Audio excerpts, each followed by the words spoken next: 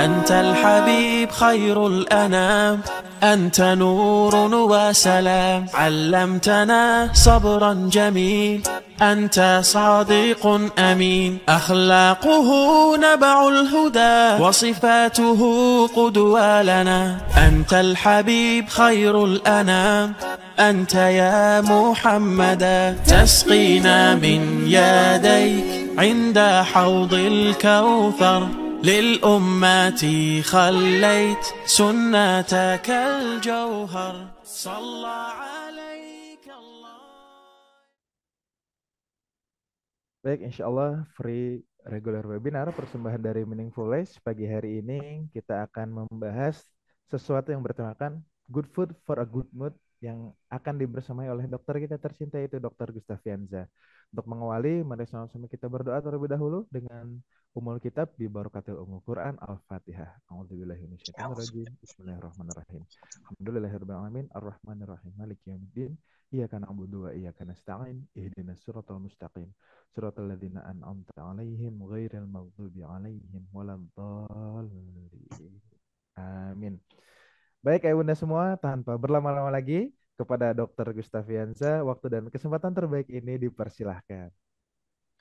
Baik, terima kasih. Jazakallah khair, Kang Nuga.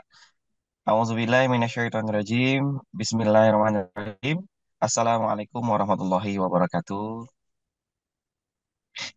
Bersyukur bersama-sama kita kepada Allah Subhanahu wa taala atas izinnya kita bisa berkumpul berbahagia bersama pada pagi hari ini dengan sama-sama kita mengucapkan hamdalah. Alhamdulillahirabbil alamin.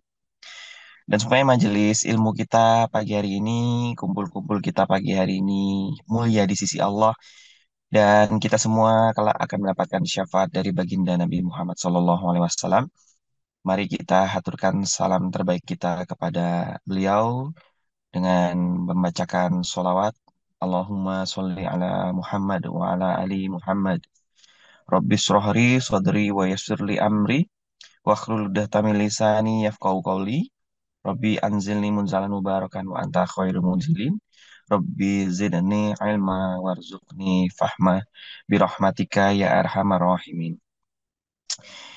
Yang saya hormati selalu ayah, bunda, bapak, ibu, para peserta webinar pagi hari ini, keluarga besar Meaningful Ways dimanapun berada. Yang saya hormati juga ada Kang Nuga selaku moderator kita pagi hari ini. Dan juga saya ucapkan terima kasih sekali lagi saya sampaikan kepada official dari Meaningful Ways masih memberikan kepercayaannya amanah amal soleh ini kepada saya dan barangkali untuk kita semua karena sebetulnya amal soleh ilmu itu bukan hanya letaknya pada yang mengajarkan tapi juga yang menerima ilmu serta yang memfasilitasi semuanya insya Allah mendapatkan pahala amal soleh. Insya Allah. Apalagi kalau kemudian ilmu tersebut diamalkan, diceritakan, dan ilmu tersebut pun panjang, maka kita semua insya Allah mendapatkan sebuah garansi, yaitu pahala amal jariah. Amin. Amin. Amin ya Rabbal Alamin. Wallahu a'lam bishawab.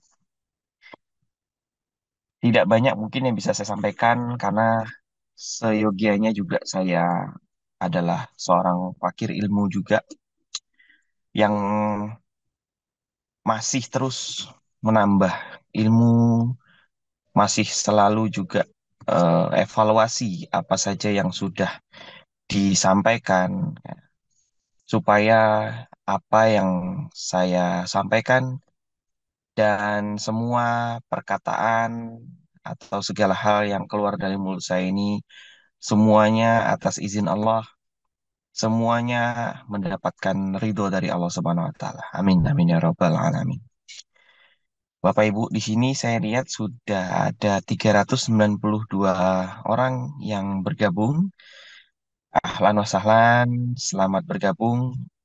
Mungkin saya tidak bisa menyapa satu persatu, tapi ada beberapa nama yang saya ingat ada Bu Yesi, terus tadi saya dengar ada Pak Harcito ya. Pak Harcito itu salah satu peserta premium webinar kita, All You Can Heal, angkatan pertama. Ya, kita punya agenda besar, agenda istimewa yang kita berikan judul All You Can Heal. Semua yang bisa kamu sembuhkan, insya Allah ya. Dan itu baru dimulai angkatan pertama dengan frekuensi pertemuan 2 kali dalam sepekannya. Senin, Kamis, setiap malam Mbak Isya, saya beserta 150 orang peserta dari premium webinar senantiasa bertemu setiap Senin dan Kamis malam. Dan Alhamdulillah kita sudah ketemu sampai 3 kali ya kalau nggak salah ya.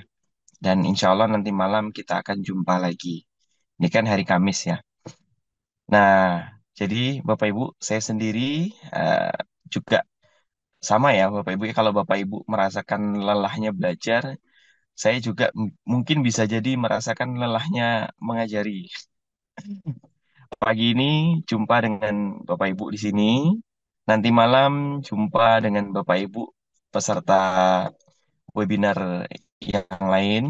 Kemudian besok pagi ya Jumat, Sabtu, Ahad, 3 hari berturut-turut saya juga ada kegiatan webinar setiap paginya ya.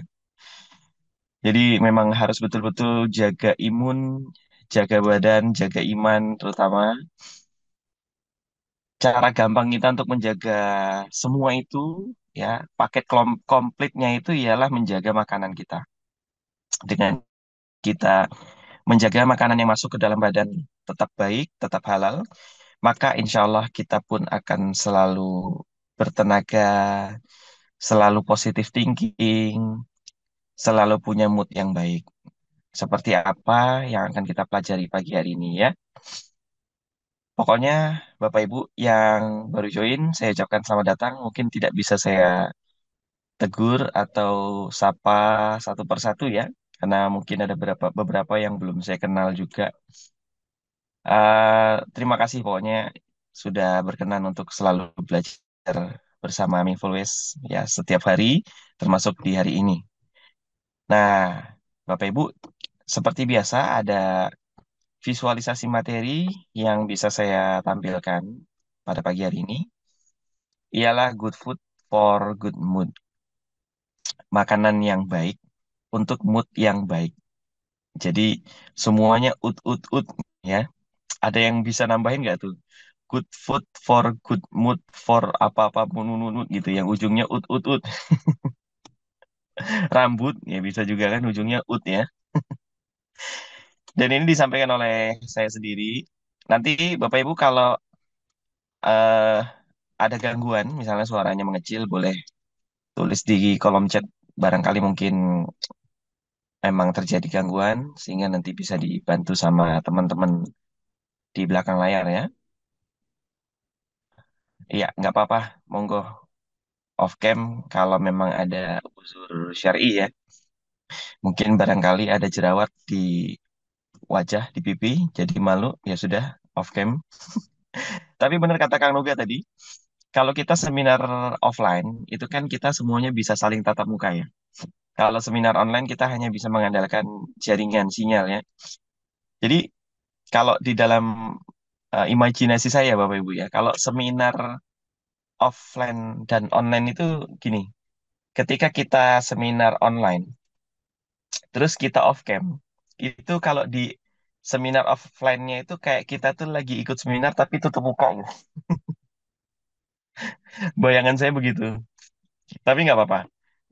Mungkin barangkali ada uzur syar'i ya, mungkin ada urusan atau lagi di tempat yang kurang enak kalau di apa lihat oleh orang lain nggak apa-apa. Jerawat ya. Ya kita sambil interaktif seperti biasa. Kalau tulisan yang Bapak Ibu sampaikan pendek-pendek bisa saya tanggapi. Cuman kalau panjang-panjang mungkin skip-skipan lah ya. Karena kita juga harus menghemat waktu. Kita hari ini insya Allah cuma sampai jam 7 pagi ya. kontrak waktu yang diinstruksikan oleh teman-teman. Baik, udah siap Bapak Ibu? Sudah tarik nafas semuanya? Sudah minum air putih hangat semuanya? Belum pada makan kan? Pagi hari ini belum ada yang makan satupun ya, baru minum air putih hangat ya.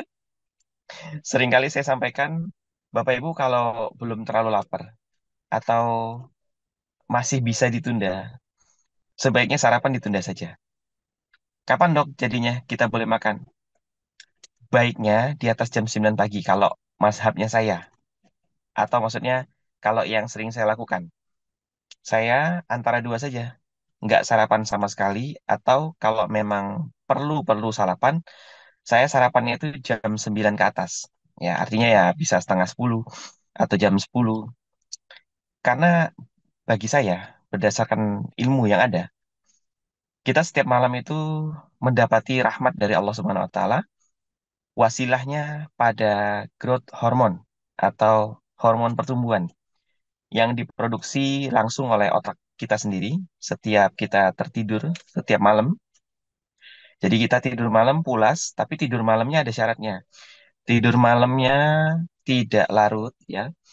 Jam 9 malam sudah tidur, maka insya Allah jam 10 saya sudah pulas, sudah nggak bisa dibangunin. Maksudnya dengar suara dikit udah nggak bangun ya. Maka ketika jam 10 malam sudah pulas ya, insya Allah dimulai dari jam setengah 11 malam itu otak kita memproduksi hormon yang namanya growth hormone. Nah, growth hormone itu akan selalu diproduksi di setiap tubuh manusia, di setiap otak manusia, dan meningkat puncaknya itu sekitar jam 2 sampai jam 3 dini hari. Nah, kemudian karena sudah mendekati puncak, sudah di puncak, dia kemudian akan berangsur turun. Turun bukan turun dari atas ke bawah, maksudnya turun jumlah dan kadarnya di dalam aliran darah kita. Dari jam 3 dini hari, terus kemudian jam 4, jam 5, jam 6, nah dia semakin turun. Jumlahnya semakin berkurang. Nah, berkurangnya ternyata sampai jam 7 itu masih ada. Jam 8 masih ada. Nah, jadi ternyata hormon pertumbuhan itu atau growth hormone dia akan langsung drastis berhenti produksinya ketika kita makan. Walaupun mungkin pagi hari masih walaupun pagi hari jumlah growth hormonnya tidak sebanyak ketika malam ketika kita tidur, tapi dia masih ada sisa-sisanya. Sayang banget kalau kemudian sisa-sisanya itu langsung kita buang tanpa dipakai semua gitu ya. Kenapa kok dibuang dok? Ya itu, kita sarapan terlalu pagi. Jam 6, jam 7 sudah makan. Bagaimana dengan anak-anak yang sekolah? Bekalin aja. Siapin bekal. Lalu kemudian nanti jam 9, ketika istirahat pertama mungkin, nah dimakan. Gitu. Bahkan ada hadisnya Bapak Ibu, barang siapa yang pagi hari tidak ada makan apapun, terus kemudian dia melakukan bekam sunnah, melakukan hijama, maka akan meningkat intelektualnya. Kepintarannya akan meningkat. Nah, kalau sahur itu kan sebelum sebelum sholat subuh. Beda. Jadi, ini ada kaitannya dengan jam meridian organ tubuh kita. Setiap organ tubuh kita itu punya jam meridiannya. Tulisannya meridian. Meridian itu adalah jam ketika dia aktif. Jam ketika dia terangsang. Nah, usus kita mulai aktif membuang racun itu ketika sekitar jam masuk di waktu fajar. Dan sebelum masuk waktu fajar, ada satu organ tubuh kita juga yang lebih duluan aktif membuang racun, ialah paru-paru. Jadi paru-paru kita itu membuang toksin dimulai dari azan subuh sampai ke batas syuruk. Syuruk di setiap wilayah mungkin berbeda-beda. Kalau di Pontianak ini kayaknya syuruknya jam setengah 6 ya. Setengah 6 apa jam 6 kurang gitu. Nah itu sudah masuk waktu syuruk ya. Nah jadi gantian tuh. Ternyata setiap jam sholat itu ada keistimewaannya, yaitu organ tubuh kita bergantian kerjanya, bergantian jam meridiannya. Nah, siapa yang baru tahu? Jadi nikmat kita sebagai muslim, bahwa setiap jam sholat itu ada maknanya, ada fungsinya. Azan subuh nih berkumandang, maka paru-paru kita sudah waktunya untuk membuang toksin atau racun ya. Makanya sayang banget kalau kita subuh itu nggak bangun. Nah, paru-parunya nggak bisa buang toksin dengan baik. Lalu kemudian waktu syuruk masuk, gantian tuh usus kita yang bekerja untuk membuang racun dari dalam perut. Jadi kalau makan sebelum azan subuh, itu masih bagus. Karena tubuh kita belum sorry. Ketika makan sebelum azan subuh, itu bagus. Karena tubuh kita belum sibuk-sibuknya membuang sampah. Yang kurang tepat adalah kita makan ketika usus kita lagi sibuk-sibuk, ketika badan kita lagi sibuk-sibuk membuang sampah. Ingat tadi, mulai dari azan subuh sampai syuruk, yang buang sampah adalah paru-paru. Kemudian waktu syuruk sampai sekitar jam 7 sampai jam 8, giliran usus kita yang membuang racun. Nah, jadi bayangin kalau Bapak Ibu masuk ke sebuah mall atau ke sebuah gedung. Gedung itu petugas kebersihannya lagi sibuk-sibuknya ngepel, lagi sibuk-sibuk nyapu. Terus kita main masuk lalu lalang di dalam ruangan itu, di dalam gedung itu, bisa kita lihat perubahan ekspresi muka teman-teman kita cleaning service itu, bad mood ya. Baru aja dipel udah diinjek-injek gitu. Nah, begitu pula dengan badan kita. Oh, lagi sibuk-sibuk ngebuang racun, malah dimasukin sesuatu yang baru. Nah, gitu ya. Jadi, kalau sebelum azan subuh masih oke. Dan karena jumlah growth hormonnya masih berlimpah di jam segitu. Jadi ketika kita makan pun tidak terlalu banyak yang terbuang. Nah, beda kalau kemudian kita sudah pagi, sayang banget tuh sarapannya terlalu awal ya. Growth hormonnya langsung habis, langsung hilang, sayang deh. Nah, makanya itu alasan saya menunda sarapan gitu. Udah siap Bapak Ibu belajar? Wah, intermezzonya aja panjang ya. Tapi ini juga ada kaitannya dengan materi kita pada pagi hari ini. Good food for good mood. Boleh digeser, admin? Ya, pelan-pelan ya. Bahagia itu, Bapak Ibu. Ketika, nah, jadi kita nggak cuman sembarang, oh kalau mau bahagia itu harus ada momennya. Atau sebaliknya, momen nggak perlu. Yang penting badan kita sehat. Apakah betul di antara salah satu itu, Bapak Ibu? Ternyata yang benar adalah, boleh diklik, terdapat keseimbangan antara dua aspek penting di bawah ini. Yang pertama ialah momennya, betul momen yang membahagiakan. Tapi, ya klik lagi, momen yang membahagiakan itu baru bisa membuat kita bahagia kalau, klik, sesuai dengan penerjemahan di badan kita, Bapak Ibu. Jadi harus imbang, harus cocok nih dua ini. Momennya betul ada momen yang membahagiakan, apakah kelulusan, pernikahan, gajian, jalan-jalan, apalagi naik jabatan misalnya kan, atau Zoom webinar meaningful ways, ya kan, momen yang membahagiakan. Itu baru momennya. Apakah kemudian kita betul-betul bisa bahagia atas momen tersebut? Maka di tubuh kita harus sehat penerjemahannya. Kenapa kok begitu, Dok? Iya, karena betapa banyak teman-teman atau saudara-saudari kita di luar sana yang mereka nggak bisa bahagia ketika momen bahagia. Coba bayangin ada orang yang misal contoh ya, terlilit hutang atau dia habis diselingkuhi, otomatis kan eh, penerjemahan atau di badannya berarti terdapat suatu halangan.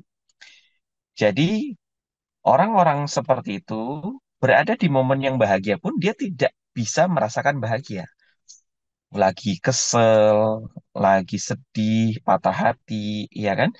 Lagi dalam kondisi tertekan, lagi dalam kondisi takut. Nah, Sebaliknya, penerjemahannya mengatakan bahagia, padahal momennya nggak sedang bahagia. Nah, ini hati-hati ya. Jadi ketawa-ketawa sendiri. Nah, itu kan bahaya ya. Padahal momennya biasa aja. Misalnya contoh, ada tetangga lagi buka pagar rumah. Terus kita ngelihat, lalu kita ketawa-tawa. Ketawanya bahagia lepas banget. Nah, itu kan ngeri ya. Sebagai tetangga ngelihat ngelihat diri kita kan ngeri, itu kenapa Bapak atau kenapa Ibu sebelah rumah ini ketawa bahagia ngelihat saya ya. Nah, itu kan. Jadi artinya bahagia itu baru terjadi kalau cocok momennya dan penerjemahannya. Penerjemahan itu artinya tubuh kita mengartikan momen tersebut itu sesuai. Jadi bukan hanya momennya yang bahagia, tapi penerjemahannya tidak bahagia, atau sebaliknya, momennya biasa, tapi penerjemahannya berlebihan. Nah, ini hati-hati. Sudah waktunya untuk ruqyah. Adakah Bapak Ibu di sini yang merasakan padahal momennya biasa aja, tapi kok kayak rasanya happy? Ya syukur alhamdulillah lah kalau memang tidak berlebihan hanya sekedar plong, seneng ya, tapi asal jangan sampai ekspresi kita yang muncul ketawa, hahaha, nunjukin muka orang, diangkut dinas sosial nanti kita ya. Nanti beredar berita alumni Meaningful Ways ditangkap dinas sosial karena sedang tertawa di pasar. Jangan sampai Bapak Ibu ingat pesan saya. Bahagia itu kalau cocok momen sama penerjemahannya, gitu. Boleh kita geser lagi. Ini Masya Allah ada 593 orang yang bergabung. Ahlan wa sahlan. Selamat bergabung. Kita pagi ini slow aja ya, pelan-pelan. Mungkin Bapak Ibu ngelihat saya kalau Dokter Gustaf kalau pakai apa kalau menyampaikan materi itu berapi-api. Kalau saya tergantung materinya. Kalau materinya itu sering disalah kaprahkan oleh orang lain, maka saya pun menyampaikannya dengan tegas, dengan berapi-api. Tapi kalau ini kan kita lagi hubungannya good food for good mood, tapi saya nyampaikannya dengan marah-marah itu kan nggak cocok. Berarti gangguannya ada pada diri saya sendiri ya kan? Ya, jadi Bapak Ibu, tadi kita udah bahas tentang kecocokan antara momen dan penerjemahan. Nah, sekarang kita lihat penerjemahan kebahagiaan itu ada dua faktor di badan kita. Berarti kalau kita membahas penerjemah, itu berarti ada di badan kita ya. Kalau momen kan ada di luar. Jadi eksternal dan internal. Kalau momen itu eksternal, nggak bisa kita atur. Nah, yang kita bisa atur adalah penerjemah atau yang internal di badan kita. Di seluruh dunia ini yang hanya bisa kita atur hanyalah diri kita sendiri. Selain itu, nggak bisa kita atur. Nah, jadi daripada kita sibuk-sibuk ngatur atau kita memaksakan keadaan, ya udah, kita ngatur diri kita sendiri aja.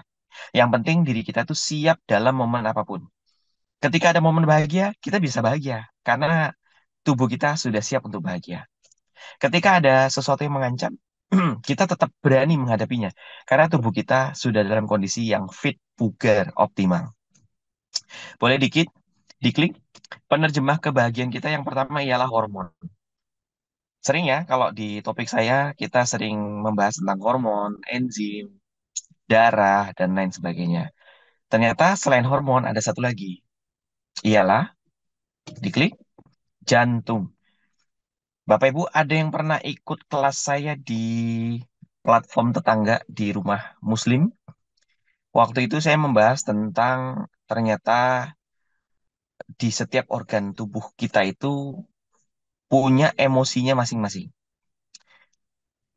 Organ penting di tubuh kita seperti jantung, lambung, liver, ginjal itu masing-masing bisa mengendalikan emosi kita, baik emosi yang bernilai positif maupun yang negatif. Nah, ini kalau Mbak Diah Puspori ini saya percaya nih, beliau sering banget belajar bareng saya, Masya Allah. Bu Amanah juga apalagi. Bu Hastin, Masya Allah, iya. Saya kenal nama-nama ini, Masya Allah. Pembelajar sejati.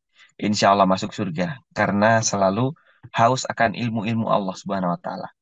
Wasilahnya lewat siapapun, termasuk mungkin saya, Allah pilih. Allah gerakkan untuk menyampaikan ilmu. Wah iya, Mbak Gusfanida juga sama. Ikut belajar terus. Ya, Mbak Sylvia juga. Loh, semua aja dok, semua deh. Iya, memang betul. Mayoritas semua keluarga besar Meaningful Ways ini pembelajar sejati. Alhamdulillah.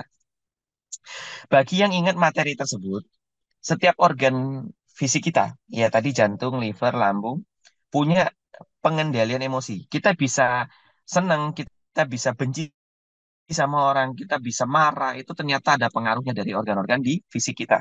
Nah, jantung Bapak Ibu punya dua emosi. Emosi negatifnya adalah benci dengan seseorang, benci dengan sesuatu. Jadi, Bapak Ibu, ketika kita sedang mengalami kebencian dengan seseorang atau terhadap sesuatu momen, hati-hati. Itu yang mengendalikan adalah jantung juga. Nah, bukan berarti kemudian kita mau playing victim, bukan. Oh, ini gara-gara jantung nih, saya jadinya benci sama seseorang. Enggak. Justru jantung itu kemudian karena dia mengikuti perintah otak untuk membenci seseorang, jantung memberikan tenaga untuk membenci seseorang itu. Akhirnya, maksudnya adalah jantung itu dipaksa kerja untuk menuruti hawa nafsu kita, membenci seseorang itu. Tapi efeknya apa? Karena ini negatif nilainya, pasti sesuatu yang astagfirullahaladzim, sesuatu yang negatif akan berdampak negatif pula. Nah, berhubung ini adalah jantung, maka efek negatif tersebut akan mengenai jantung. Kan kasihan. Jadi hati-hati supaya jantung kita sehat. Jangan benci-benci dengan apapun, dengan siapapun. Udah, terima-terima aja, udah. Kan ingat pesan saya tadi. Di dunia ini tidak ada satupun yang bisa kita kendalikan selain diri kita sendiri. Istri kita, anak kita tuh cuma bisa ngajakin. Kita cuma bisa menceritakan. Tapi kalau kemudian memaksa mereka untuk ikut kita, ya kalau Allah nggak ngizinkan ya susah. Nah, gitu ya. Itu emosi negatif tentang jantung. Emosi negatif berarti juga punya emosi positif. Nah, kabar baiknya adalah emosi positif jantung adalah bahagia. Siapa yang baru tahu bahwa jantung sebagai penyumbang utama kita bisa berbahagia. Dan itulah kenapa jantung dijuluki sebagai otak keduanya manusia. Otak pertama manusia ada di dalam kepala, otak kedua manusia ada di jantung. Karena jantung juga bisa memikir, juga bisa berpikir atau memikirkan sesuatu. Buktinya apa? Kita bisa benci sama orang, kita bisa bahagia atas sesuatu. Dan ternyata otak ketiganya manusia ada di usus. Karena di jantung dan usus, setelah para peneliti ngecek, setelah para peneliti mempelajari tentang jantung dan usus manusia, ternyata di dalam jantung dan usus manusia terdapat banyak sekali serabut saraf yang mirip di otak. Dan ini ada kaitannya. Ternyata hormon bahagia juga diproduksi di usus. Tempo hari kita pernah belajar tentang makanan sehat di Meaningful Ways ini. Ada diagram atau skema yang pernah saya jelaskan dari makanan yang baik, dari pola makan yang baik, akan bisa membuat usus kita memproduksi hormon yang membuat kita bahagia. Sebaliknya, pola makan yang buruk, sebagai contoh, makan berlebihan, makannya kebanyakan, ternyata akan mengganggu usus kita dalam produksi hormon bahagia. Alhasil apa? Orang yang gemar makan berlebihan, maka kadar bahagianya juga akan lemah. Ketika orang lain gampang bahagia, dia tidak gampang untuk bahagia. Harus sesuatu yang mewah, baru bisa bahagia. Nah, itulah dampak jangka panjang dari orang-orang yang rakus. Dan itu sumbangsihnya ada pada jantung dan usus. Kalau kita kemudian makan apapun kita syukuri, berapapun jumlahnya, sedikit pun tetap kita syukuri, kita pun tetap makan dengan nyaman, maka kemudian kita akan dapat merasakan bahagia bahkan dalam hal yang sekecil apapun. Ada momen yang kecil, momen yang sebenarnya sederhana, tapi itu bisa membuat kita bahagia. Nah itu loh, karena ada pengaruh dari hormon, ada pengaruh dari jantung, dan juga ada pengaruh dari usus. Bagi yang ingat juga, jantung itu terbuat atau mengandung elemen api. Pasangan dari elemen api jantung ialah usus besar. Maaf, usus kecil. Saya koreksi ya. Saya ulangi ya. Menurut tradisional Chinese medicine, setiap organ kita ini punya elemennya masing-masing. Sebagai contoh, lambung itu mengandung elemen tanah. Liver mengandung elemen kayu. Jantung mengandung elemen api. Dan pasangan jantung yang elemennya sama-sama terbuat dari atau yang elemennya api, ya, pasangannya ialah usus kecil atau usus halus. Dan ternyata betul sesuai dengan kebahagiaan tadi, ada tiga anggota badan kita atau tiga aspek yang bisa mendukung kebahagiaan kita. Ialah yang pertama hormon, betul ya. Kedua, jantung. Dan yang ketiga, usus. Terutama usus halus. Jadi connect tuh. Baik dari sisi elemen maupun dari sisi atau jalur emosi juga sama-sama punya emosi yang sama, yaitu bahagia. Nih, terima kasih ya buat yang sudah mencatat dan menampilkannya di layar, Masya Allah. Insya Allah, kita doakan mengalir para jariahnya ya. Siap untuk kita lanjutkan lagi? Sampai sini paham Bapak Ibu? Jadi tadi ada momennya. Momennya kan betul, momennya membahagiakan. Misalnya apakah kita sebagai wanita dilamar sama orang terkasih, ya kan? Terus kemudian mungkin kita di kantor naik jabatan atau yang masih sekolah, masih kuliah ya, dapat nilai bagus ya. Kalau badannya sehat, maka nilai bagus itu bisa bikin bahagia. Pernah nggak Anda di momen, padahal momennya itu menurut orang lain momennya membahagiakan. Tapi bagi kita biasa aja. Kok kayak ada yang aneh ya? Kok kayak ada yang kurang ya? Nah, itu hati-hati. Itu bisa jadi alarm juga. Badan kita tidak bekerja dengan optimal. Berarti hormonnya tidak bekerja dengan maksimal. Siapa yang memproduksi hormon bahagia? Ada dua, otak dan usus. Saya ulangi, yang memproduksi hormon bahagia ada dua, yaitu otak dan usus. Kemudian, yang memproduksi emosi bahagia ada dua juga, jantung dan usus. Nyambung ya sampai sini ya. Nah, tapi berhubung pagi ini kita cuma punya waktu sedikit, jadi saya hanya menampilkan tentang dua ini saja. Jadi usus nanti mungkin di kesempatan lain bisa kita pelajari. Tapi sedikit banyak tentang usus juga sudah kita pelajari ya di beberapa kesempatan yang lalu, bulan lalu eksklusif kelas kita tentang bahagia karena makanan yang hubungannya dengan usus. Siapa yang masih ingat atau yang ikut eksklusif webinar bulan lalu? Jadi ada rekaman webinarnya, bisa diputar lagi, ya kan? Usus halus kita, usus halus kita memproduksi hormon bahagia. Salah satu hormon bahagia yang diproduksi adalah dopamin. Nah, hari ini kita membahas tentang hormonnya dulu. Oke? Boleh kita lanjutkan ya? Klik lagi. Ya, inilah hormon emosional. Ada lima. Dopamin, serotonin, endorfin, oksitosin, dan yang kelima, kortisol. Ya, jadi ada lima hormon, empat di antaranya berakhiran in, sedangkan yang kelima kortisol. Wah, ini Mbak Amanah sudah penasaran nih, apa yang bisa memicu hormon kortisol? Apa? Hormon kortisol apa hormon dopamin tadi disebutnya itu? Tenang, habis ini kita tampilkan ya. Boleh diklik lagi.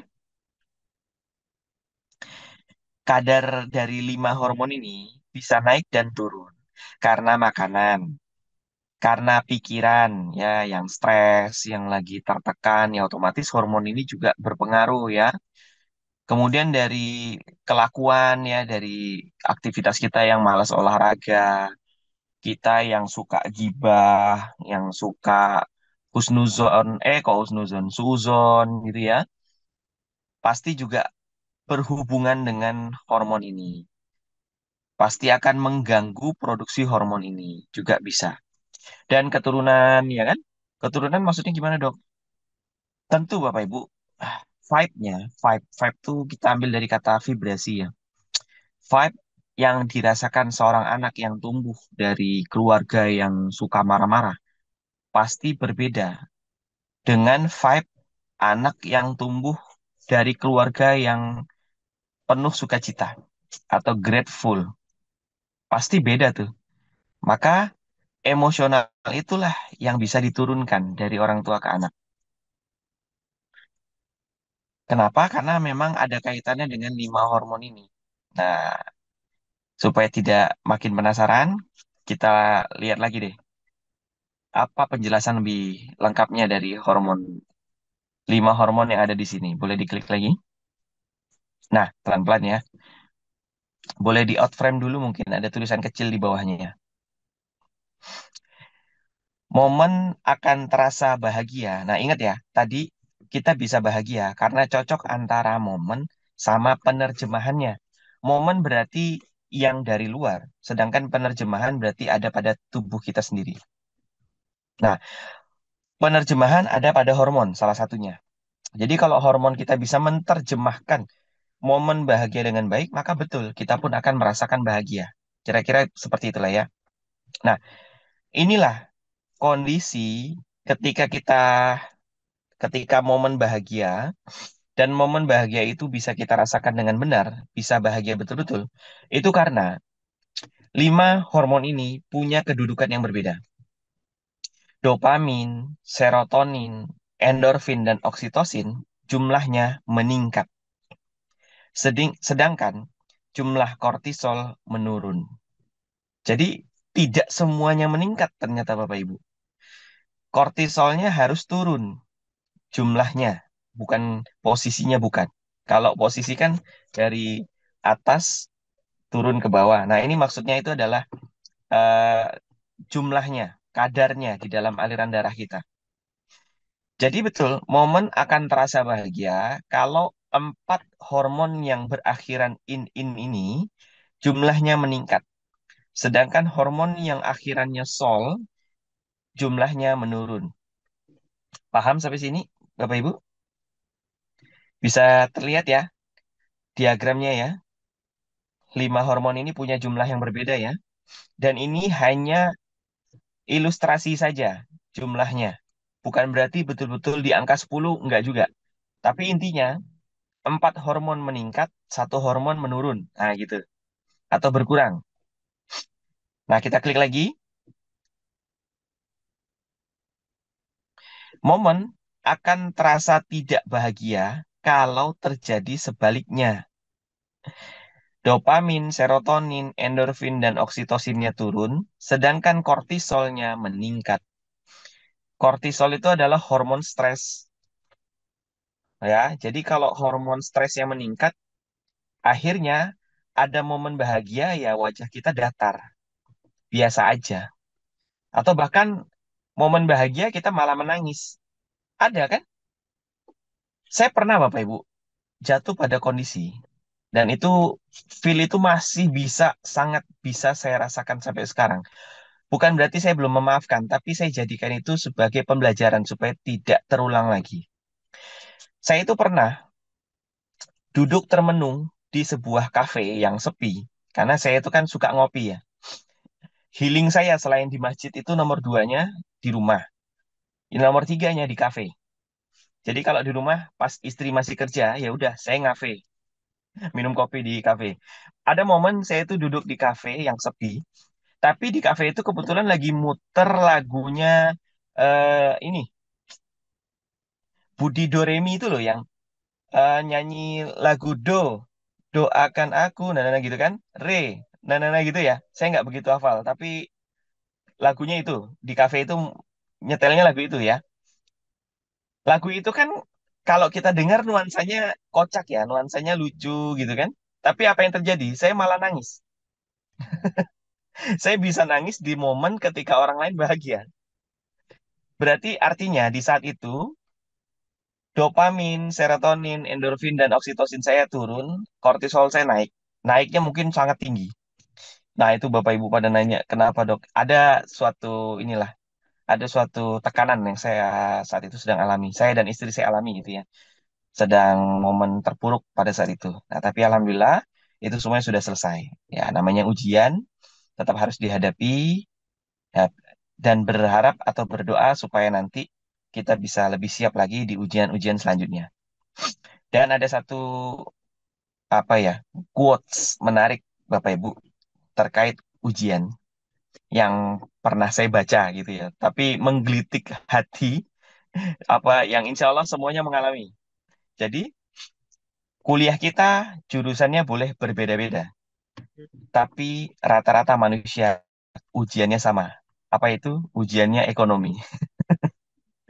Kita ngambil jurusan kedokteran, jurusan biologi, tapi ujiannya sama aja ekonomi, betul nggak? Ketik setuju bagi yang setuju.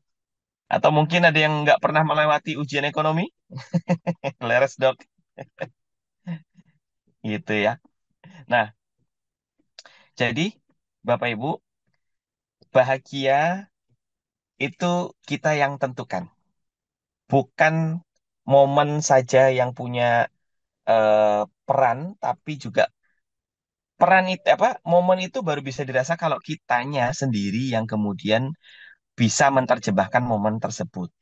Nah, tapi ingat Bapak Ibu, hormon bisa bagus karena makanan, dan hormon juga bisa jelek karena makanan. Nah, kalau Bapak Ibu ingat tadi, di organ tubuh kita yang mengatur emosi ada dua organ. Yang pertama adalah otak, dan yang kedua ialah jantung dan usus. Sorry, bukan dua, tapi tiga ya. Yang mengatur emosi dan yang mengatur hormon ada tiga. Ada otak, jantung, dan usus. Hati-hati Bapak Ibu, sekarang lagi rame-ramenya fenomena brain rot. Bapak Ibu pernah dengar nggak? Brain rot. Brain rot itu artinya pembusukan otak yang disengaja. Bayangin, manusianya masih hidup, tapi otaknya membusuk. Ketika seorang manusia otaknya membusuk, maka fungsi kognitifnya pun akan melemah. Maka kemudian akan banyak penyakit-penyakit pada tubuh manusia yang akan masuk, termasuk penyakit yang hubungannya dengan otak. Dan brain rot itu sekarang mengancam di dunia ini kepada semua manusia di usia berapapun. Dari anak-anak sampailah dewasa dan tua.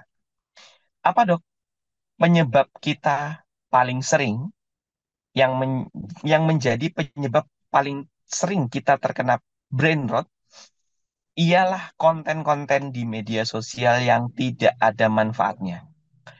Baik berupa konten foto, konten gambar, maupun konten video.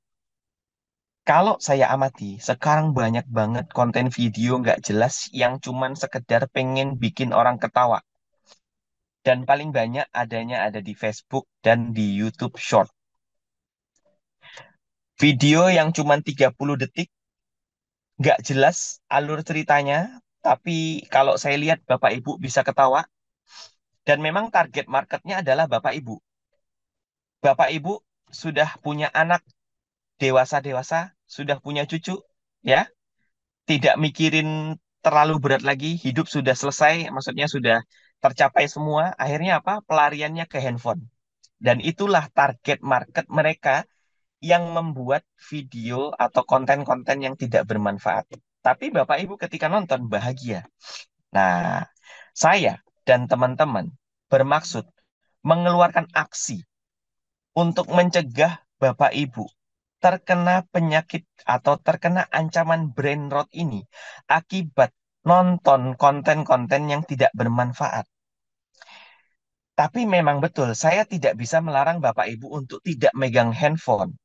Makanya, saya dan tim membuat satu terobosan yang tetap bisa bikin Bapak megang handphone, Bapak Ibu tetap megang handphone, tapi konten yang dibacanya adalah konten yang bermanfaat.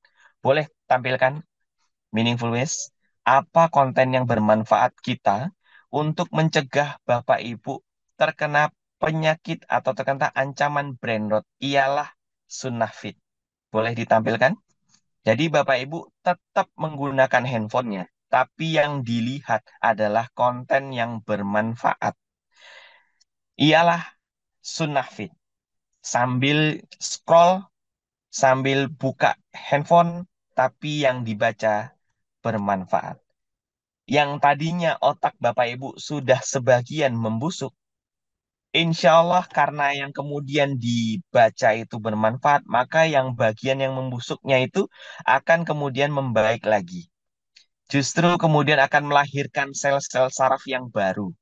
Ini dia, buku yang sudah saya susun, judulnya Sunnah Fit.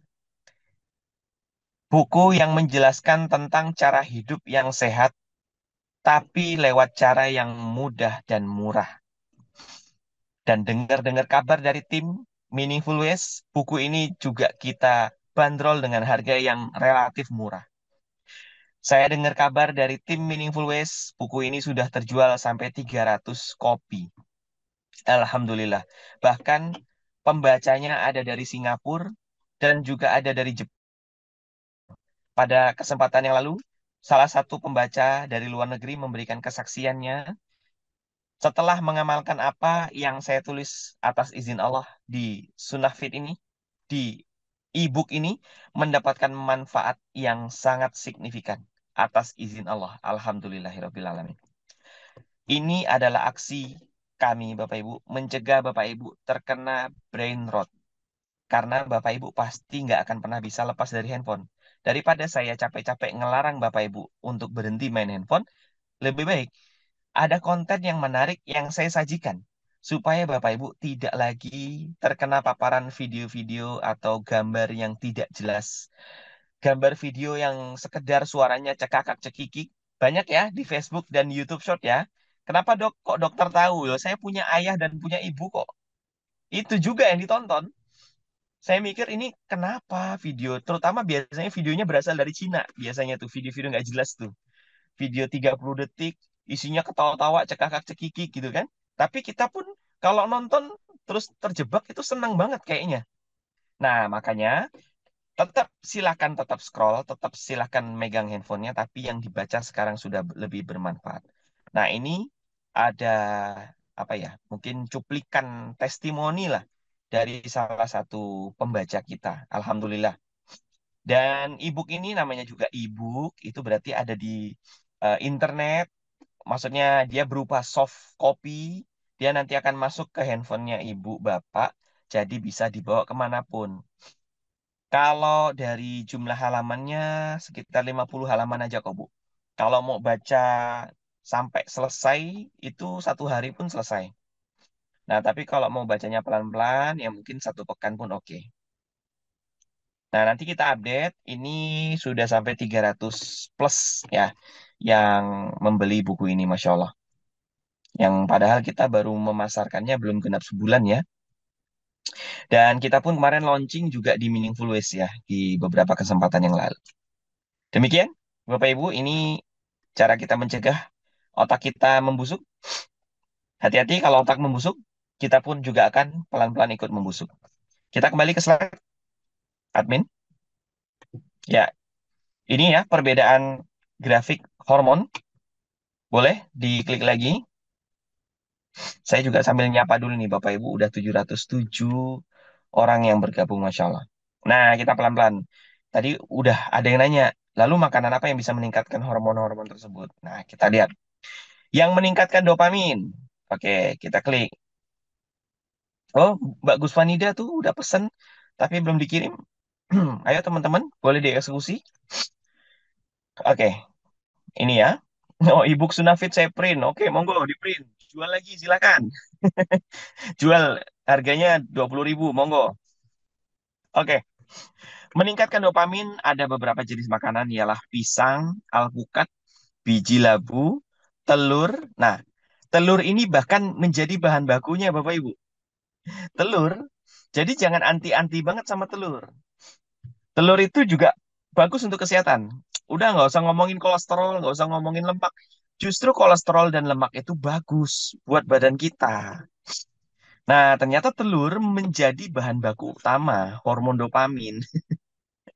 Gimana kita mau anti sama telur, sedangkan telur adalah bahan baku utamanya, ya kan? Kemudian yang kelima, ikan laut.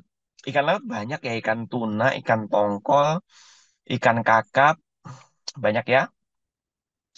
Apalagi tuh ikan laut tuh, masih banyak.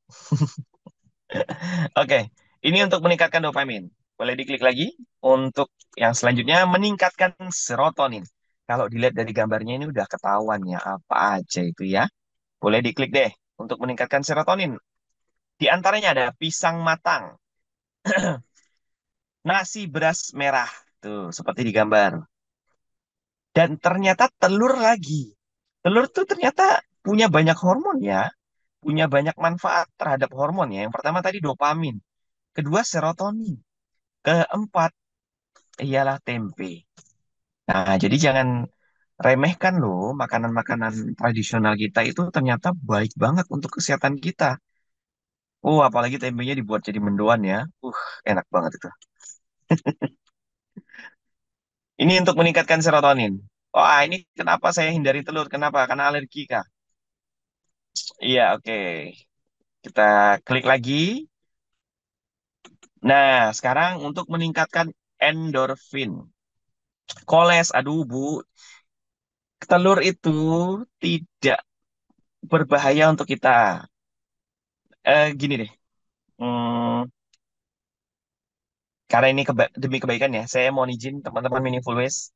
Besok kita akan mempelajari tentang kolesterol di rumah Muslim. Monggo ikut. Akan saya bukakan tabir tentang fitnah terhadap kolesterol. Jadi selama ini kita dibodoh-bodohin. Oleh siapa? Oleh oknum. Oleh oknum. Sehingga kita memandang segala makanan, aduh takut di kolesterol, aduh takut. Padahal kolesterol sangat kita butuhkan. Dan yang bikin kita sakit bukan kolesterol. Seperti apa dok? Besok ikut. 3 hari berturut-turut kita membahas tentang kolesterol. Biar sampai puas, sampai paham. Jadinya nggak takut lagi sama daging. Nggak takut lagi sama udang. Nggak takut lagi sama telur. Sayang loh Bapak Ibu, kalau kita tuh melewatkan 3 makanan itu. 3 makanan itu justru yang bikin kita sehat. Bukan yang bikin kita stroke. Bukan, beneran. Telur tuh sehat.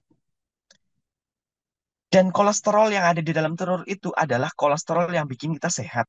Beneran. Aman, makan telur tiap hari itu aman. Cuman yang nggak aman kenapa? Karena berasal dari ayam yang bukan organik. Pakannya bukan pakan organik. Itu yang bikin telurnya nggak aman. Jadi, telur itu aman dikonsumsi. Merupakan telur yang berasal dari ayam organik. Yang pakannya organik. Tidak disuntik hormon tambahan. Kayak gitu maksudnya. Ya, ya, bagus wanita. Betul. Di mana dok? Ada di Bandung dok. Apa? Maksudnya ternak organik kah? Nah itu ya agak susah ya nyari ternak organik ya, bener-bener yang nggak pakai modifikasi. Yang paling gampangnya telur ayam kampung deh. Tapi hati-hati juga ya, ayam kampung juga sekarang dibudidayakan masalahnya. Oke, kita kembali ke slide dulu karena melihat waktu ini. Ya, meningkatkan endorfin apa saja makanannya? Cabai merah, madu mentah, artinya madu yang bukan pabrikan ya. Kemudian teh hijau, kemudian jahe, kunyit, dan serai. Jadi rempah yang sifatnya hangat, insya Allah bisa meningkatkan endorfin. Ya, jadi makanya kalau kita makan-makan yang pedas itu kayaknya puas, kayaknya seneng gitu ya. Ternyata karena di tubuh kita sudah diproduksi hormon yang namanya endorfin. Gara-gara kita makan cabai ini. Ya, tapi cabainya jenis cabai merah ini ya. Sudah dicatat hormon yang, maaf, makanan yang bisa meningkatkan endorfin. Hormon-hormon yang lain tadi sudah dicatat ya makanannya ya. Dopamin, serotonin. Kalau yang serotonin tadi ada nasi merah, ada pisang mateng, kemudian ada telur dan tempe. Kalau yang dopamin tadi ada pisang, kemudian ada telur, kemudian ada ikan. ya. Nah, endorfin ini cabai merah, madu mentah, teh hijau, jahe, kunyit, dan serai. Yuk, kita klik lagi hormon selanjutnya. Ya, ini yang meningkatkan oksitosin. Diklik, tuh dari gambarnya kelihatan. Banyak ya. Kurma, madu, susu murni, ya bukan susu olahan ya. Ya, boleh. Outframe biar tulisannya gede. Rempah-rempah, ikan laut. Nah, tempe lagi, tempe lagi. Ternyata manfaatnya banyak. Sayuran hijau. Nah, ternyata nomor 8-nya adalah makanan yang dibuat dengan kasih sayang. Jadi kalau makan jangan cemberut. Kalau masak juga jangan masaknya itu sambil cemberut. Masaklah dengan penuh kasih sayang, masak dengan penuh cinta, supaya cintanya itu kemudian masuk ke dalam makanan dan orang yang makan pun mendapatkan kasih sayang itu. Bisa mendapatkan oksitosin yang baik, ya. Nah, siapa yang baru tahu? Ternyata ada hubungannya emosi kita ketika memasak dan emosi kita ketika kita sedang memakan makanan tersebut. Sudah dicatat untuk oksitosin atau di screenshot? Nah, ini bisa dijadikan status WhatsApp nih ya. Iya, Mbak Andrika, saya dok. Oke. Boleh diklik lagi. Nah, tapi Bapak Ibu, 4 hormon emosional tadi akan melemah kalau kita makan ini. Diklik. Ya, tulisannya cukup nampak nggak? Oke, boleh. Out frame, ya. Pantesan kalau makan dengan senang hati beda rasanya. Iya, memang begitu. Ternyata ada pengaruhnya dengan hormon oksitosin. Karena hormon oksitosin itu hormon cinta namanya. Jadi masing-masing hormon tuh punya nama, Bapak Ibu. Kalau kortisol tadi hormon stres. Kalau dopamin itu hormon reward atau hormon hadiah, hormon puas. Nah, itu dopamin. Nah, oksitosin hormon cinta. Gitu ya. Nah, 4 hormon emosional tadi ya ada endorfin, dopamin, serotonin, dan oksitosin. Mereka akan turun jumlahnya kalau kita melakukan 4 ini. Yaitu apa? Yang pertama, ada di tulisan tuh ya, mengkonsumsi gula pasir. Nah, itu harga mati Bapak Ibu. Gula pasir lagi, ya kan? Lalu kemudian makan makanan ultra processed food atau produk olahan. Makanan cepat saji juga termasuk. Yang nomor 4 ialah lemak trans yang berasal dari gorengan. Nah, jadi Bapak Ibu makan ini, 4 hormon tadi akan turun. Jadi susah bahagia rasanya. Terus diklik lagi yang selanjutnya, 4 selanjutnya, tuh makanan yang teroksidasi ya. Makanan yang teroksidasi itu salah satunya gorengan juga. Nah, tapi nggak cuma gorengan, ternyata yang teroksidasi itu juga adalah makanan yang disimpan di kulkas tanpa dibungkus. Makanan yang di kulkas tapi tidak dibungkus rapat. Nah, itu teroksidasi. Nah, jadi kalau menyimpan makanan sebaiknya ditutup rapat kalau mau masukin dalam kulkas. Atau di wrap, plastik wrap tahu ya. Kemudian kafein tinggi. Nah, jadi kafein itu juga bagus untuk kesehatan. Tapi kalau kadarnya terlalu tinggi juga nggak bagus. Terutama ada pada kopi-kopi saset. Kopi saset hati-hati Bapak Ibu, sudahlah dia gulanya tinggi, ternyata kadar kafeinnya juga tinggi. Kemudian yang ke-7 ialah alkohol. Jelas ya. Dan yang ke-8 makanan yang kita makan secara terburu-buru. Jadi tadi memasaknya dengan cinta, makannya juga dengan cinta. Pelan-pelan, disyukuri. Jangan buru-buru. Ya, tapi mungkin ada uzur syar'i, dia harus mengejar sesuatu yang lebih penting, ya udah. Mungkin jadinya membuat dia harus makan terburu-buru. Gitu. Maksudnya begitu. Ahlan wa sahlan Bapak Ibu sudah 725 orang. Masya Allah, Alhamdulillah. Selamat bergabung ya, selamat belajar. Oke, cukup ya untuk yang ini. 4 hormon emosional akan melemah ya gara-gara ini. Oke, diklik lagi. Nah, kita sekarang memasak dengan beberapa pilihan menu Bapak Ibu. Menu good food for good mood. Nah, ini menu pertama ada ikan bakar Nusantara sama teh Asia. Nah, boleh di out frame dulu biar tulisannya lebih nampak. Menu pertama namanya ikan bakar Nusantara, minumnya teh Asia. Wes. Komposisinya nasi merah tuh mengandung serotonin atau mendukung atau meningkatkan serotonin. Ikan tuna dibakar, ya. Ikan tuna insya Allah bisa meningkatkan dopamin dan oksitosin. Kemudian yang ketiga, sambal sambalnya pakai cabai merah supaya kita bisa dapetin endorfin dengan baik. Lalapnya pakai sayuran hijau, daun singkong sama timun untuk meningkatkan oksitosin. Kemudian bumbu ikannya kita pakai serai sama kunyit supaya kita bisa dapetin manfaat endorfin dan oksitosinnya. Jadi menu sederhana begini aja Bapak Ibu, ini yang bikin kita bahagia. Minumnya apa dok? Teh jahe hangat dengan madu. Wah ini Nusantara banget ya, Asia banget pokoknya ini ya. Monggo di screenshot, mungkin ini bisa menjadi opsi, bisa menjadi apa ya, ide memasak. Ah, silakan. Nah, bagi yang belum sempat nyatat, boleh nonton ini di YouTube nanti.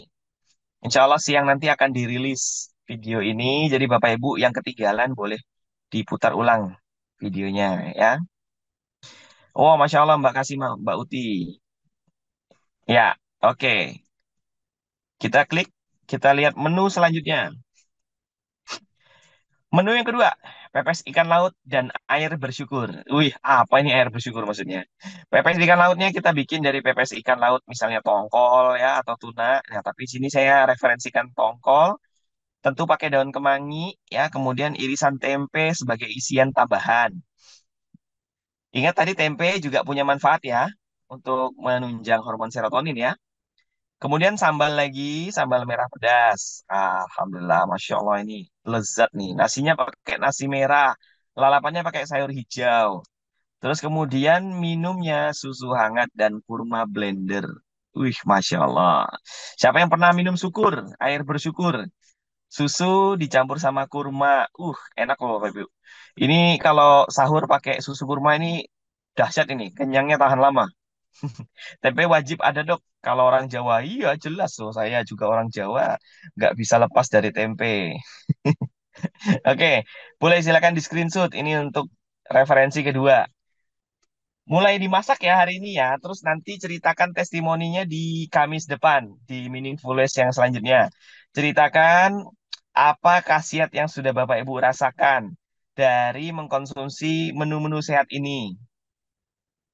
Ya, tadi udah menu pertama udah saya tampilkan, ini menu kedua. Nah, kita lihat menu ketiga apa? Ya, ini dia, dadar nabati lipat plus teh hijau premium. Waduh, apa lagi ini? Dadar nabati lipatnya itu komposisinya telur dadar gepeng, diisi daun bawang, diisi alpukat iris, dan tempe bacem.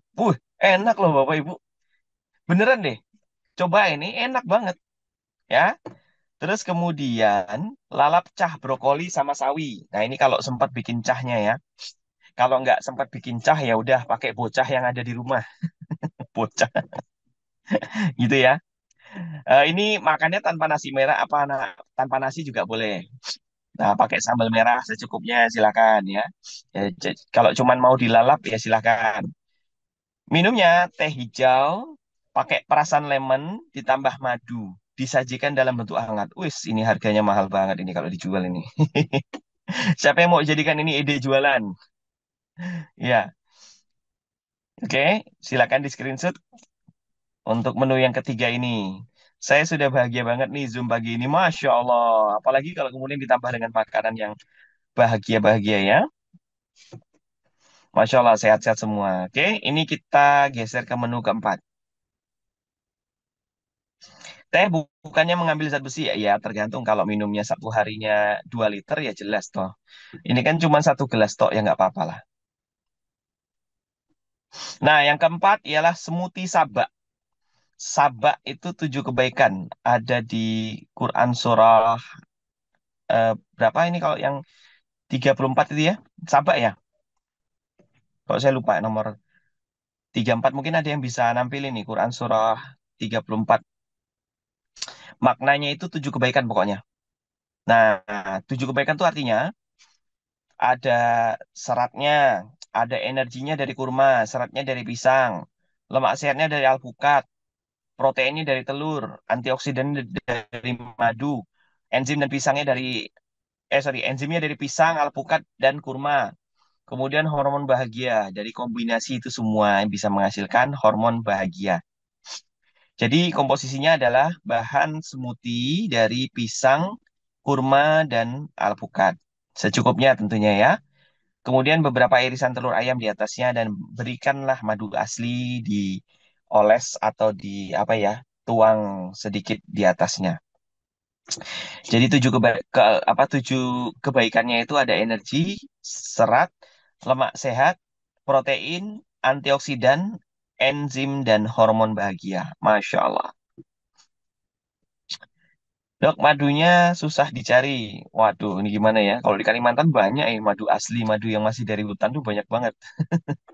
Kalau di Jawa kayaknya udah susah ya. Oke, sudah di screenshot ya menu keempat ya. Boleh kita geser lagi. Nah, itu Mbak Amanah, saya jual madu murni. Boleh berikan nomor HP-nya Mbak Bu Amanah di sini biar pada mesen. Di Padang susah, walah ya.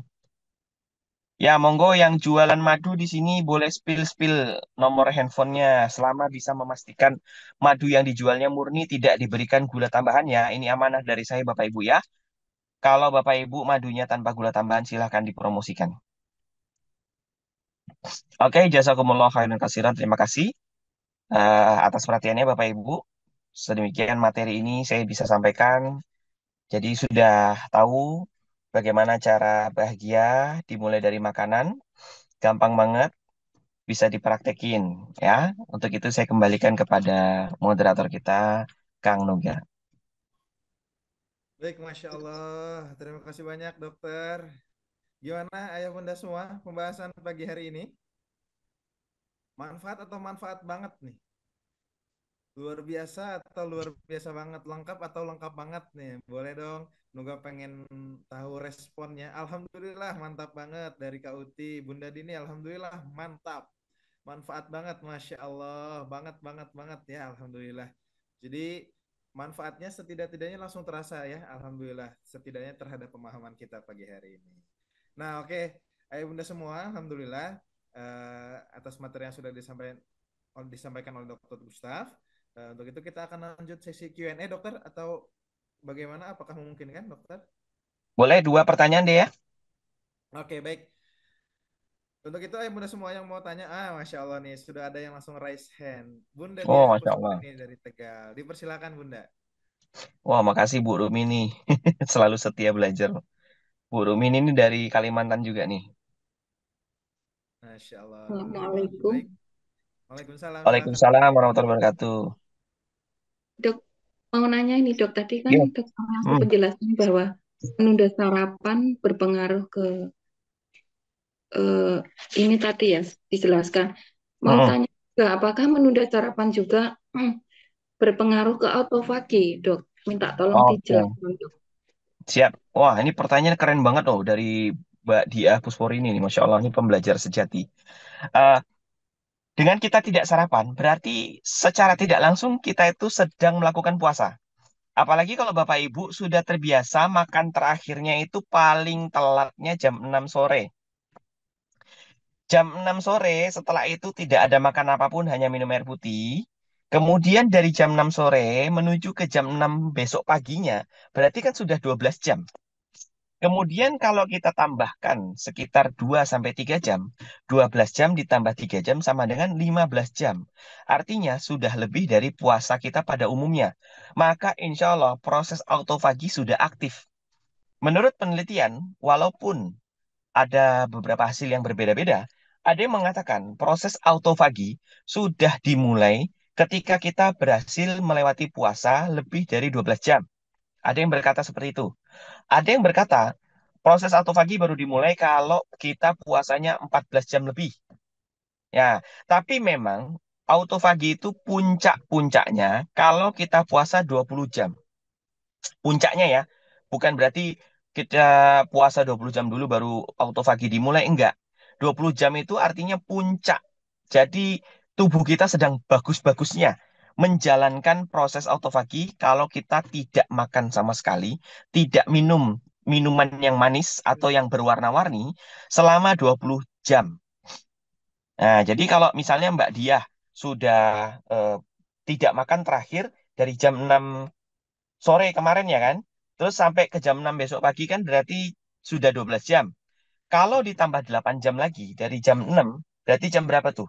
7, 8, 9, 10, 11, 1, 2, 3.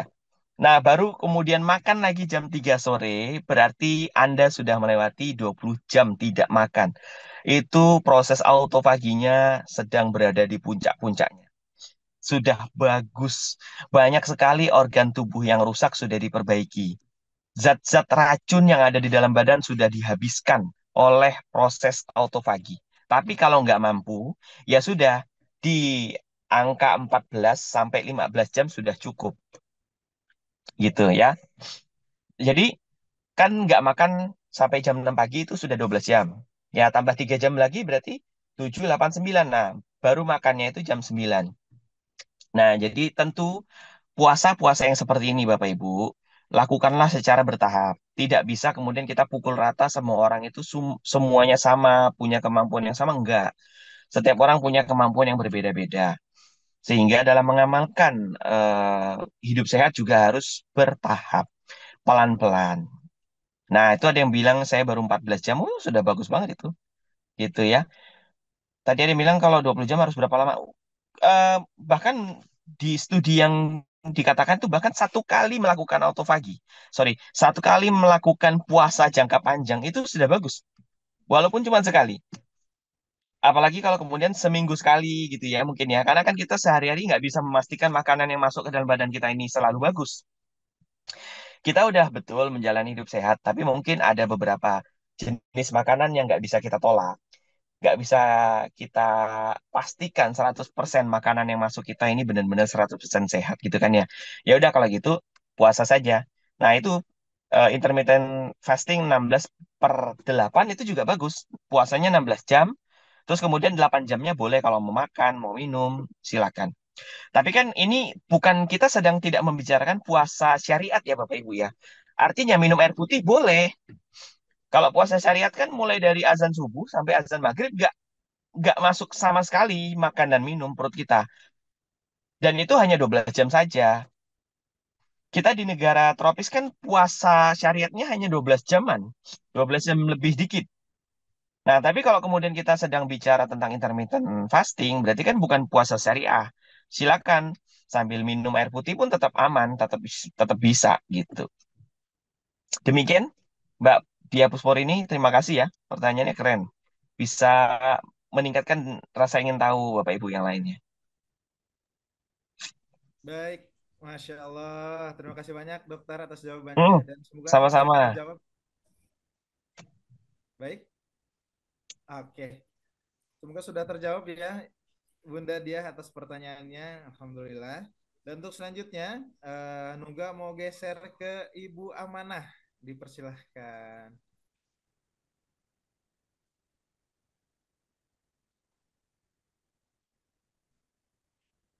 Assalamualaikum dok, Waalaikumsalam warahmatullahi wabarakatuh. Siap, silakan Bunda Amanah. Masya Allah, ini pembelajar sejati juga. saya ada teman ini ya dok, beliau itu kena kanker, sudah stadium akhir. Hmm. Saya Oh, ini, innalillahi. saya itu gimana ya supaya bisa membantu beliau? Saya ingin tanya, makanan apa yang disarankan untuk beliau? Dan beliau ini hidup seorang diri, tapi beliau ini memelihara banyak kucing, cat lover ya. Jadi hiburan beliau itu. Jadi minta saran dok, makanan apa yang sebaiknya dikonsumsi oleh beliau dan apakah benar yang saya baca di sebuah jurnal itu? Jadi katanya apa ya? Nanas itu bagus, eh, bisa bisa memberikan efek lebih baik dari kemoterapi. Apakah benar? Terima kasih dok. Terima kasih banyak. Wassalamualaikum warahmatullahi wabarakatuh.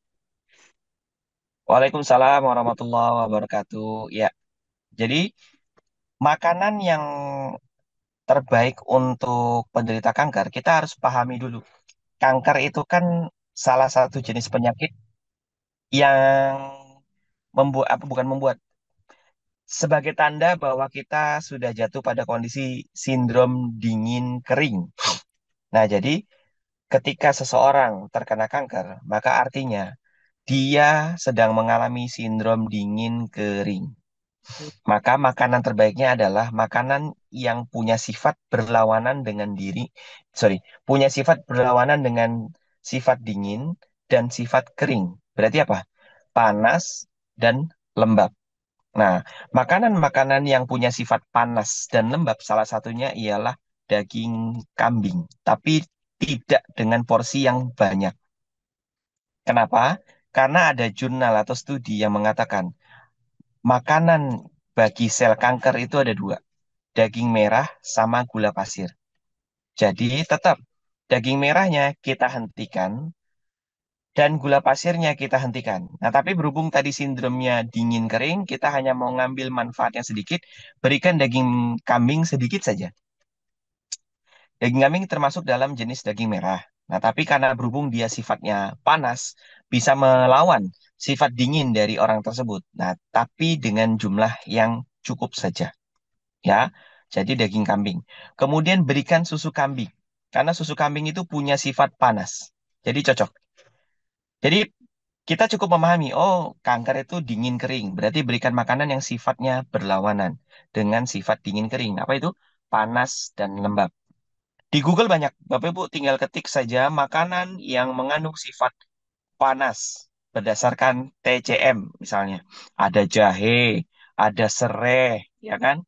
Kemudian tadi betul nanas. Nanas itu punya sifat panas. Jadi cocok memang bisa membangkitkan energi-energi baru bagi orang-orang yang terkena penyakit kanker.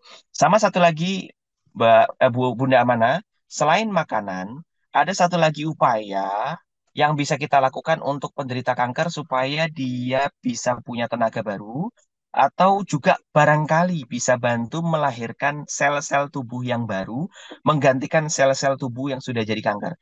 Yaitu nama metodenya adalah cold shock therapy. Nah, pernah dengar saya menjelaskan tentang cold shock therapy ya? Ada yang bisa bantu nulisin ya? Cold shock therapy. Jadi terapi kejut dingin. Nah, itu bahasa Indonesianya. Terapi kejut dingin bisa kita lakukan dengan dua cara. Mandi air dingin setelah lewat waktu maghrib ya. Jadi artinya cuaca sudah atau suhu di sekitar sudah agak dingin gitu kan. Nah, kemudian kita mandi air dingin. Atau cara yang kedua, berendam di kolam atau bak isinya air es. Jadi air terus ada es batunya. Cuman kalau berendam nggak boleh lama. Paling 10 detik cukup. Jadi misalnya ada seseorang kena kanker kan. Nah, kita siapin tuh eh, bak mandi ukuran yang cukup untuk dia berendam. Isi air dengan kasih es batu. Lalu kemudian orang itu diajakin untuk berendam 10 detik saja. Kita hitungin 1, 2, sampai 10. Dah cukup. Nah, itu sudah bisa menjadi metode cold shock therapy. Apa manfaat dari cold shock therapy? Manfaatnya ternyata ialah meregenerasi sel atau melahirkan sel-sel tubuhnya yang baru. Jadi bukan cuma makanan saja yang kita perhatikan, tapi upaya-upaya untuk menyembuhkan yang lain juga harus dilakukan. Dan yang jelas, bagi penderita kanker stadium akhir, sebaiknya ditunda dulu untuk pengobatan bekamnya. Ditunda dulu. Ya, karena kondisinya sedang dingin. Kalau dibekam nanti kondisinya makin dingin, kasihan, makin lemes dia nanti. Demikian, Bunda Amana.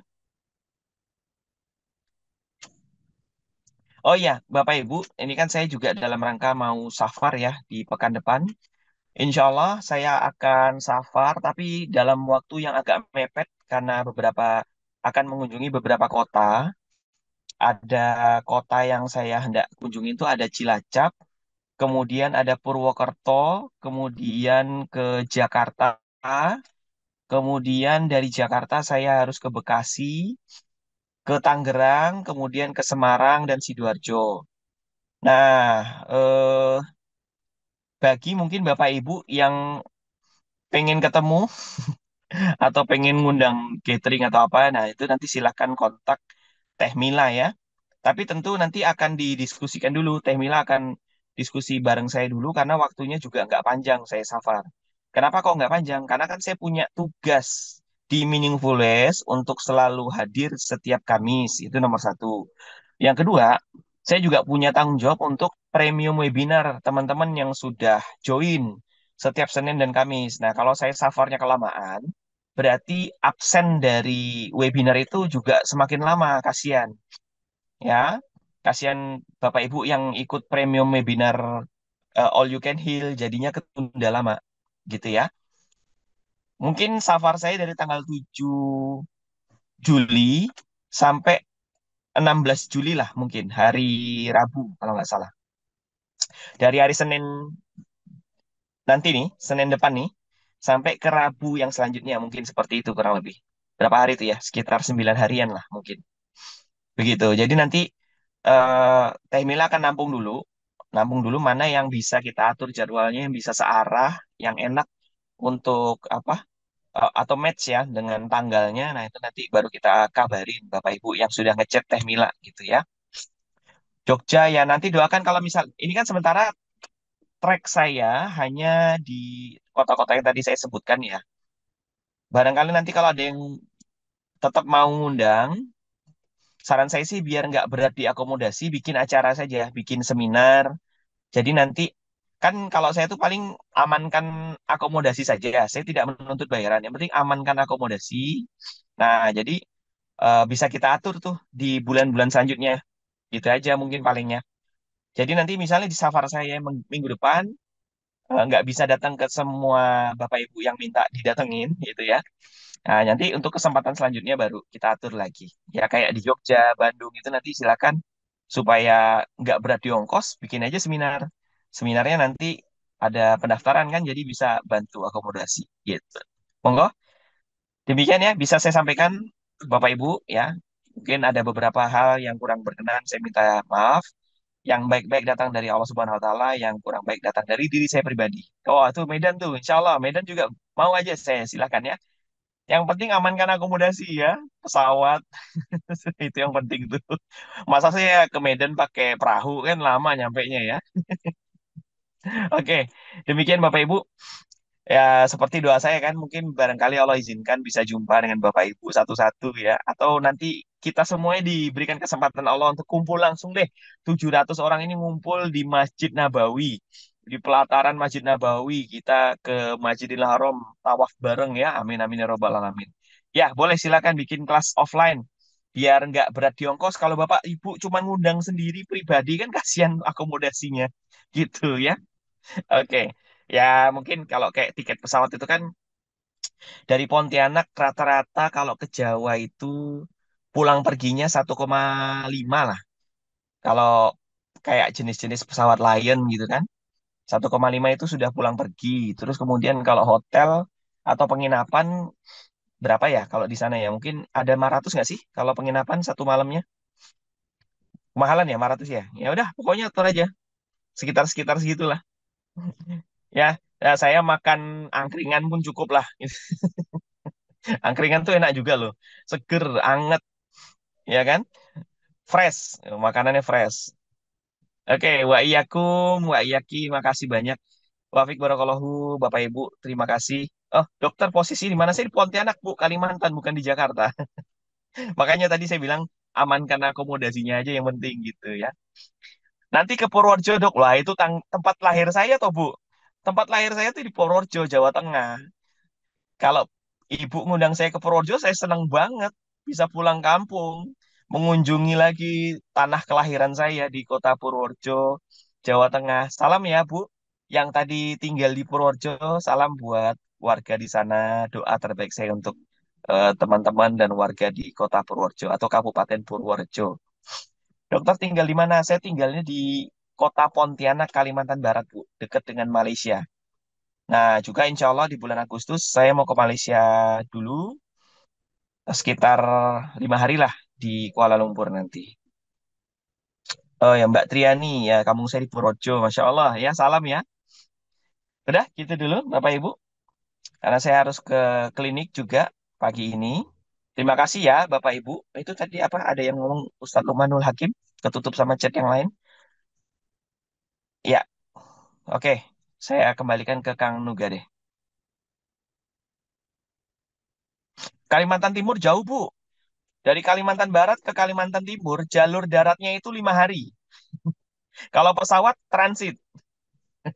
Satu pulau tapi transitnya. Oke, Kang Nuga. Baik, Masya Allah. Terima kasih banyak Dokter Gustaf atas jawabannya.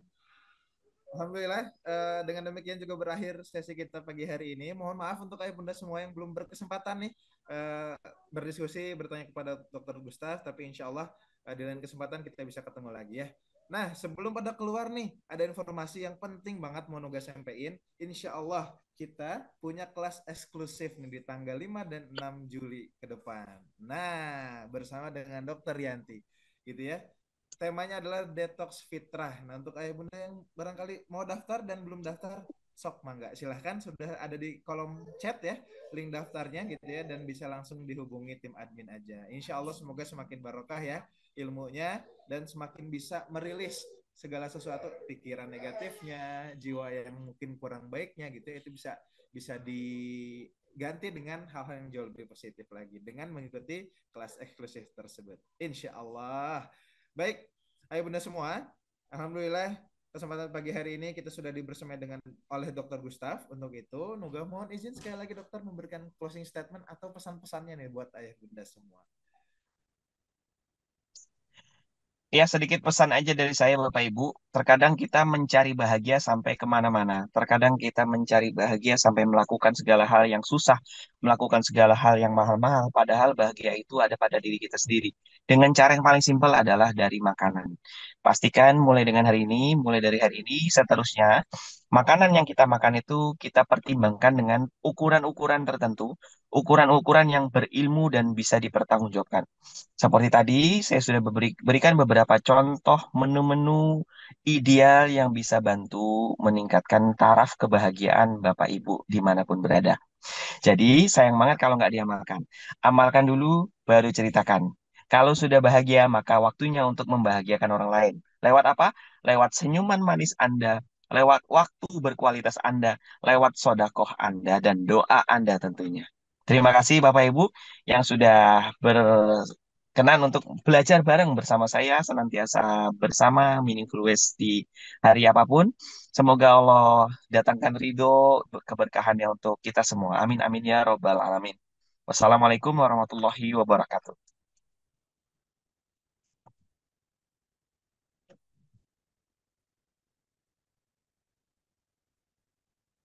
Kang Nuga, oh Kang Nuga udah pulang duluan nih, Bapak Ibu. Kita ditinggal nih. Jadi nggak romantis ya penutupannya tadi udah bagus itu. Malah Kang Nuganya udah pulang nih. Wah ya udah deh. Apa mungkin kita akhiri ya Bapak Ibu ya? Gimana nih? Halo, Kang Nuga. Afwan dokter, Oh terputus, sedikit terlempar terlempar. tadi. Ada kendala Saya jaringan. pikir Kang Nuga udah pulang duluan tadi. Afwan, mohon maaf. Terima kasih banyak dokter atas Ya, pesan-pesannya. Afwan, makasih. Baik, terima kasih untuk pesan-pesannya dokter. Semoga bisa diterima dengan baik, tapi utamanya kita bisa aplikasikan di kehidupan Ya, kita sehari. Insya amin, Allah. amin ya Rabbal alamin. Baik, ya bunda semua, mohon izin menyampaikan beberapa hal juga di sesi penutup ini.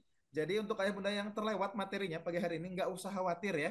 Jadi insya Allah hari ini kita akan share rekamannya di grup. Nah untuk itu yang belum masuk grup Meaningful Ways boleh untuk bisa masuk grupnya biar informasi-informasi terkait dengan kelas-kelas webinar terkait dengan rekaman-rekaman dari Meaningful Ways bisa ayah bunda aksesnya secara langsung. Baik ayah bunda semua, terakhir sekali Nuga mau mau menyampaikan pesan lagi untuk ayah bunda yang mau terlibat aktif dalam Meaningful Support Program, yang mau tiap bulannya diingatkan atau lebih dari itu pengen berkontribusi aktif ya. Kang Nuga saya pengen bantu support deh dakwahnya dari Meaningful Ways gitu ya. Karena materi-materinya saya ngerasa sangat berdampak buat hidup saya. Boleh banget gitu ya, silahkan mendaftarkan diri sebagai Meaningful Support Program atau MSP. Insya Allah kita akan berikan full akses untuk ayah bunda semua terkait dengan webinar-webinar dari Meaningful Ways, dan ada pembinaan rutin bersama pembina yaitu Bunda Ambar. Masya Allah. Untuk itu terima kasih banyak. Nuga ucapkan jazakumullah khairan kathiran untuk yang sudah open camp, untuk yang sudah terlibat aktif ya, untuk yang sudah nemenin Nuga dan Dokter Gustaf dari awal sampai akhir ini. Nuga doakan semoga ilmu kita hari ini bisa menjadi manfaat untuk kehidupan kita ke depan. Amin, amin, ya rabbal alamin. Mari sama-sama kita akhiri dengan mengucapkan lafaz hamdalah bersama-sama. Alhamdulillahirabbil alamin, dan kita sempurnakan dengan Alhamdulillah doa Rabbil kafaratul Alamin. majelis. Subhanakallahumma bihamdika Subhanakallahumma wa asyhadu an bihamdika la asyhadu ilaha an la illa ilaha illa anta anta astaghfiruka wa atubu ilaik. Terima kasih Dokter Gustaf, terima kasih Ayah Bunda semua. Sama-sama Kang Wabillahi juga. taufiq Terima kasih juga. Assalamualaikum warahmatullahi wabarakatuh. Waalaikumsalam warahmatullahi wabarakatuh. Waalaikumsalam Ustaz, warahmatullahi ada Jazakumullah khairan barokah. atas wabarakatuh. Kalau kesempatan khair. Ustaz Gustaf. Ya, Terima siap kasih Ustaz. Yesi, Wah, Mudah-mudahan usianya Anto, Bu Amanda, Bu berpanjang. Yusnia, terima kasih Bu dok. Sehat Bapak Ibu Terima kasih semua. semuanya. Terima kasih Salam Abdul sehat. Nafas. Iya, Salam sehat alhamdulillah selalu. dok.